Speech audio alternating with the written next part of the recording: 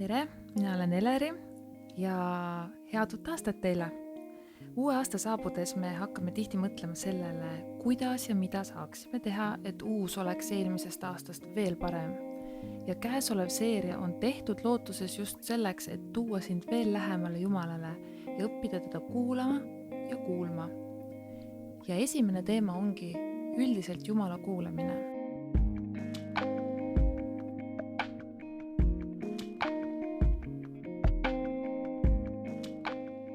Selle kohta on kirjakoht Jesajas 50, peatükid salmid 4-5.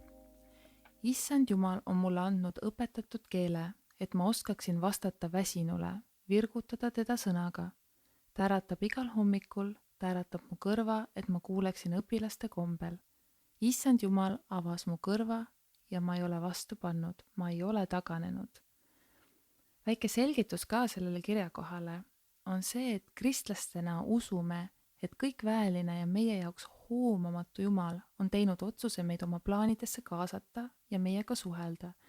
Ja paljud mured ja probleemid tulevad sellest, et me ei taha või ei oska kuulata Jumalat ja seda, mida ta meile tahab rääkida.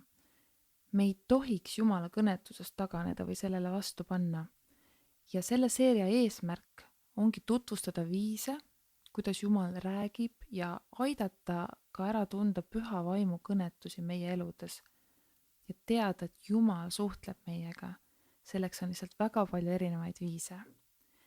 Ja mõni näide ka, et Jumalat võime kuulda, kui püha vaim räägib, kui loeme piiblit, kui käime koguduses või kui keegi meile näiteks profeteerib.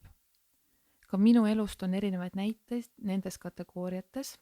Näiteks ühel korral oma vanemate juures aega veetes rääkis ema, kuidas ta hammas valutab ja peab arsti juurde minema.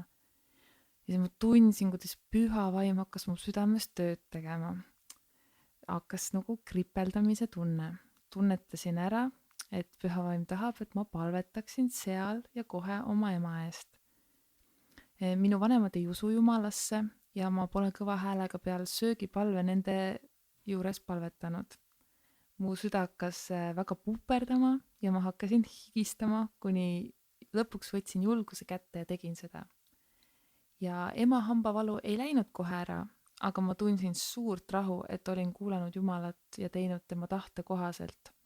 Jumal on öelnud, et kes on ustav pisimas, on ustav paljus. Seda ta on öelnud siis Luuka 16 peatükis 10. salmis. Ja väljakutse olekski see, et võtta aega, et paluda püha vaimu juhatust selle seeria läbitöötamisel ja kuulamisel. Ma palvetan. Kuningate kuningas, sa oled meid valinud ja sa oled meid pühitsenud oma hea äranägemise kohaselt. Olemata midagi väärt, soovid sa meiega rääkida, meid õpetada, meid juhatada iga päev. Anna meile andeks korrad, kui oleme su kuulamise hüljanud. Ava meie kõrvad ja silmad, et kuulda ja näha sinu kõnetusi iga päev. Isa, poja ja püha vaimu nimel. Amen.